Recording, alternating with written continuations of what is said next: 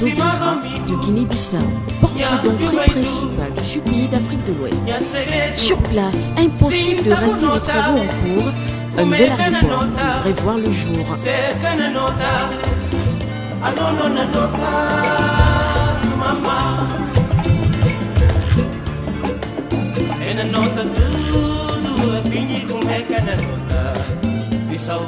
C'est un chantier exceptionnel qui y est effectué. Voici à quoi il devrait ressembler à la fin des travaux.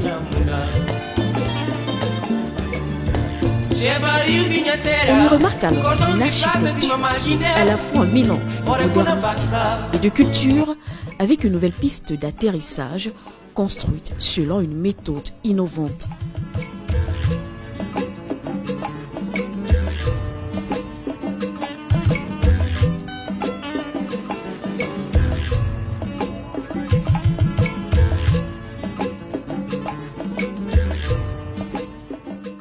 Un nouvel aéroport qui s'inscrit dans la vision du président, le général Umaro Sissoco Embalo, qui veut le doter d'équipements de dernière génération ainsi que du matériel de pointe.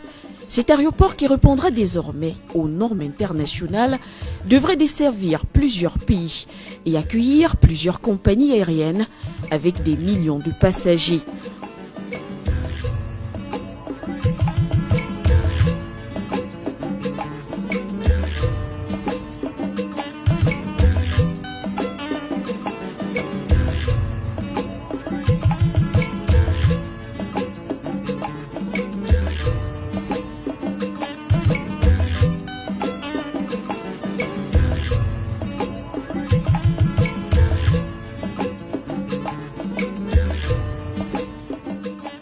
Un projet ambitieux du monde moderne qui va contribuer à rendre compétitif cet aéroport, développer le commerce, le tourisme et encourager de nouveaux investissements étrangers pour stimuler le développement économique du pays. En tant que citoyen, les travaux qui sont en train d'être menés en Guinée-Bissau ne me laissent pas indifférent. Voilà. Donc c'est à noter que réellement, depuis un certain temps, en fait, il y a pas mal d'initiatives en termes de travaux, en fait, des routes de la Guinée-Bissau et aussi en fait des institutions étatiques donc, qui sont en train d'être renouvelées. Et pas mal de projets donc qu'on a vu en fait naître en quelque sorte. Voilà. Donc notamment l'aéroport, on a vu en fait un nouveau siège du ministère des Affaires étrangères donc en construction, et surtout notre emblème national, voilà, donc Bissau Velho, donc qui est un endroit en fait classé comme patrimoine historique en fait de l'UNESCO. Voilà, donc devant en fait toutes ces initiatives, en tant que citoyen, donc on ne peut pas rester indifférent. Donc c'est à noter que réellement donc il y a des changements et que le pays en fait est sur la bonne route.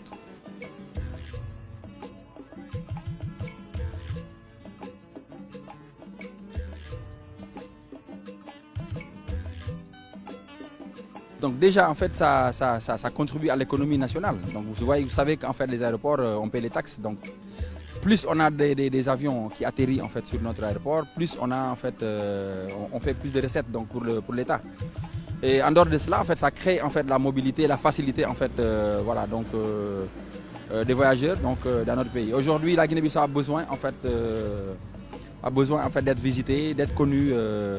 On a besoin en fait de recevoir des investisseurs ici en Guinée-Bissau, et aujourd'hui avec un aéroport de ce genre, donc ça va permettre en fait, ça donne beaucoup plus d'assurance vraiment en quelque sorte. Donc voilà, un aéroport des normes internationaux avec beaucoup plus de confort et tout ça, donc ça motive quand même. Situé en Afrique de l'Ouest, la Guinée-Bissau compte plus de 2 millions d'habitants. C'est un pays qui a connu des années de braise pour la lutte de l'indépendance. Malgré une relative stabilité, difficile pour les gouvernements précédents de relever le pays. Bissau était alors en perte de vitesse. Alors que le développement s'observait dans les autres États voisins, il était difficile et même impossible de voir des infrastructures modernes dans le pays. L'arrivée du général Umaro Sissoco Embalo à la tête du pays en 2020 vient alors donner une nouvelle direction. D'ailleurs, Lorsqu'il prend le pouvoir, l'un de ses objectifs est de redonner au peuple bissau-guinéen toute sa dignité. Nous qui sommes Bissau-Guinéens, qui vivons ici en Guinée-Bissau, nous pouvons en fait nous sommes témoins, exactement. La Guinée-Bissau 4 ans en arrière et la Guinée-Bissau d'aujourd'hui, ça n'a rien à voir. Aujourd'hui, on est fiers d'inviter des amis, donc nous qui avons eu cette opportunité de vivre à l'extérieur. Aujourd'hui, on est fiers d'inviter des amis étrangers pour venir visiter la Guinée-Bissau. Donc, comme vous le voyez bien, donc on est sur la route qui mène du palais en fait jusqu'au port. Donc cette route qui était vraiment impraticable, comme on le dit. Aujourd'hui, en fait, c'est notre fierté.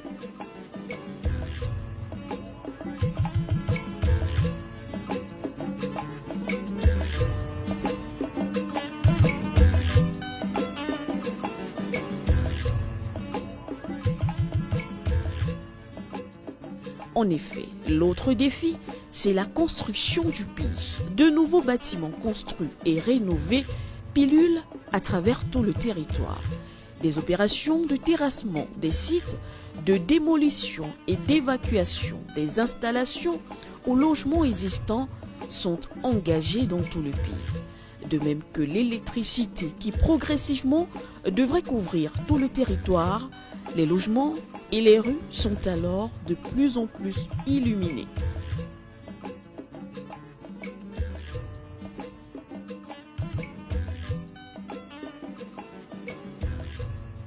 L'objectif au final est de facilement électrifier toutes les villes du pays jusqu'aux zones les plus retirées.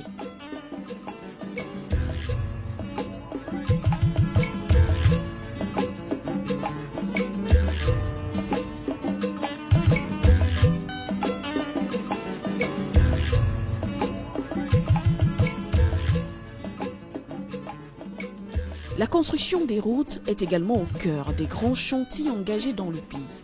Avec ses infrastructures routières nouvellement construites, le pays renaît de ses cendres et met en lumière la sérénité visible au sein de la population. Gosto não tem facilidade mesmo. Caminho que tem para caixa direito, mas gosto. Ada para alhamdulillah, é governo, tudo coisas nem anda direito, estrada está muito bem. Graças a Deus. Remercier le Monsieur le Président, Son Excellence Sissoko, pour tout qu'il a fait pour réger cette avenue là. Depuis longtemps qu'on entendait des projets, mais si ce n'est pas lui, on ne va pas voir cette réalité, quoi. Lui, c'est lui qui donnait son avis. Il a dit qu'il faut commencer, on va trouver des solutions, comment on va déménager l'intérêt des gens qui leurs maisons sont touchées. Bon, il arrive à trouver les solutions avec les impôts même de nous en Guinée-Bissau. On a réussi à payer tous les problèmes. Aujourd'hui, on a vu les routes dans la pratique. On remercie Dieu pour ça, pour son travail, quoi. Andisi strada, nyanomi Ramiro, nyatarbai kola roda, ma andisi strada kaba kumburu, não precisa ficar mais diante. Depois não tem que dificuldade de Iago, andisi kumburu, Iago está cansado na maneira de trabalho, mas depois a estrada kaba kumburu, não situa para ali atrás. Bom, não é referências, porque estrada kumburu bem. On a conseguido trabalhar mais melhor. Nous avons en fait la route de Safing. Bon, il fut des temps à Safing,